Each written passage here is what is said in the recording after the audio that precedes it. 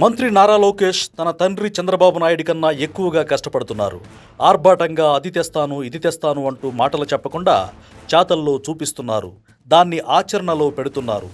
Georgian national వర్సిటీతో AP ప్రభుత్వం ఒప్పందం కుదుర్చుకొని ఉత్తరాంధ్రలో 1300 కోట్ల రూపాయల పెట్టుబడితో ఇంటర్నేషనల్ యూనివర్సిటీని స్థాపించబోతోంది.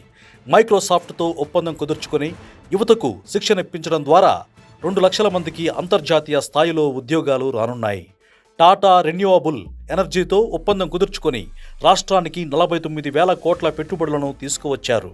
దీనివల్ల 7.5 లక్షల మందికి ఉద్యోగాలు రానున్నాయి. గన్నవరం నియోజకవర్గ పరిధిలో వైసీపీ తరిమివేసిన అశోక్ లేలాండ్ కంపెనీని తిరిగి ప్రారంభింపజేసేలా లోకేష్ చొరవ తీసుకున్నారు. దీని ద్వారా 600 మందికి ఉద్యోగాలు వచ్చాయి. ప్రముఖ ఐటీ కంపెనీ కాగ్నిజెంట్ త్వరలోనే ఏపీకి రాబోతోంది. విశాఖలో టీసీఎస్ తన కార్యకలాపాలను తిరిగి ప్రారంభించనుంది. ఇవి కాకుండా విద్యాశాఖలో విప్లవాత్మకమైన మార్పులకు శ్రీకారం చుట్టారు.